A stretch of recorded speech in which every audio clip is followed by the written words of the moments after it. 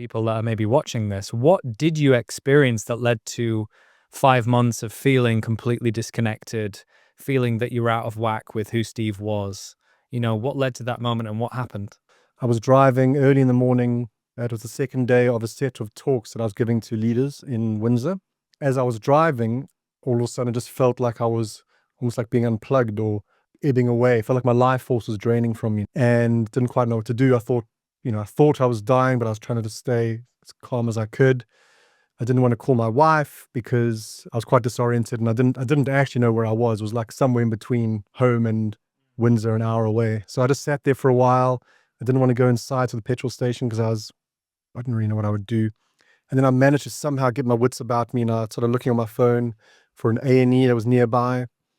And there was one 15 minutes away. And so I ended up driving there very slowly with my hazards on, managed to get to the hospital, got to the front desk there, sort of collapsed over it, and they took me in and did ECGs and all that kind of stuff. So it wasn't a heart attack. They didn't find anything like that. I went back home. It happened a second time a few days later. This time I was about to go for a walk with my dog and my wife. I was just standing looking out into the driveway waiting for them. And then it felt as if I pierced, it's going to sound strange, but felt as if I pierced the veil between this world and some other world and saw into some other reality. That's what it felt like. And then the same thing started happening again. Luckily, I ran to my wife and told her what was happening, and she sat with me. And almost an out-of-body experience, or were you in yourself? Like a bit of both, almost. Yeah, a bit of both. Then we got to the A&E again.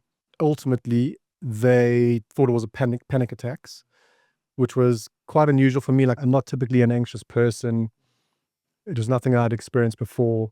And then I saw doctors, and the one wanted to just diagnose generalized anxiety disorder. I could tell it wasn't that. So I didn't go into the meds that they wanted to give me.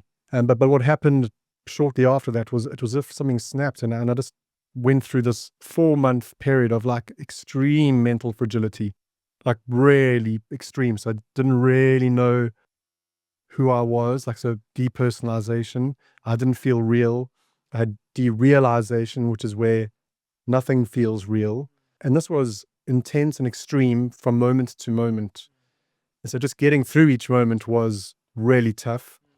Thankfully, I had my wife and my dog as just my anchor points to this reality. But it was very difficult time. You mentioned that when you ran the tests, yeah, your bloods came back with quite a lot of aluminum or... Yeah. So exactly. So all this led to me trying to do a bit of exploring. I did a hair mineral analysis test, which showed that I had off the charts levels of aluminium, of lead, of arsenic, and a few others in my system, which was really strange.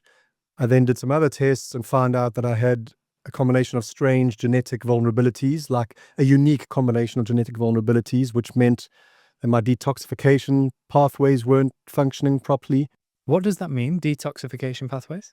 Our pathways that help rid our body of toxins. So chemicals, metals, etc., stuff that's in our environment, that's in our food, that's in our water. Normally, if it's working in a normal way, we would excrete that through our sweat, through, etc. So mine wasn't working properly. So there was that, plus I wasn't methylating properly. Again, we don't need to go into the detail, but I wasn't turning certain vitamins into the proper form that my body can utilize. So this was strange. It might have had something to do with what I experienced. I was putting 2 and 2 together.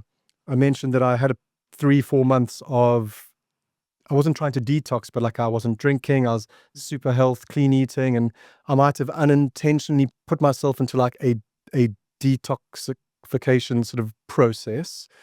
But then because my body wasn't detoxing properly, in that detox, I likely mobilized these heavy metals from my tissues.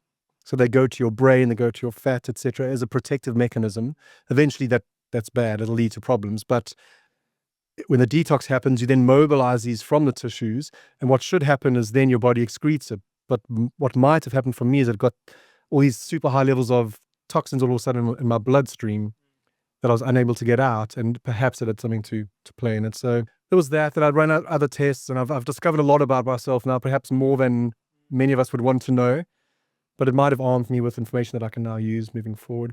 But anyway, so it was that kind of thing for a while, right? For 5 months. And then I just, I just started feeling a bit more grounded over time, sort of feeling a bit healthier.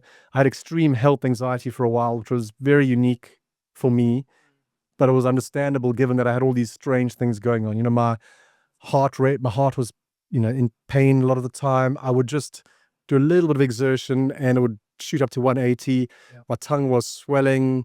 I started getting like weird things on my skin.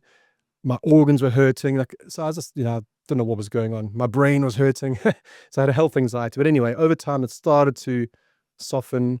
I wasn't working, so I wasn't being in front of screens. I was spending time with my wife, with my dog. I was going into the woods and walking, and just doing those kinds of things, reconnecting to myself, to others, to nature, to life. And then slowly over time, it started to reground me. And now it's been about 9 months since that all happened. So yeah. I think the temptation sometimes is to think of wellness as a response to an incident, as you're mentioning, and probably not even as severe as what you experienced. But what exercises, what habits, what have you put in place that allow you to keep close to your center rather than overextending yourself?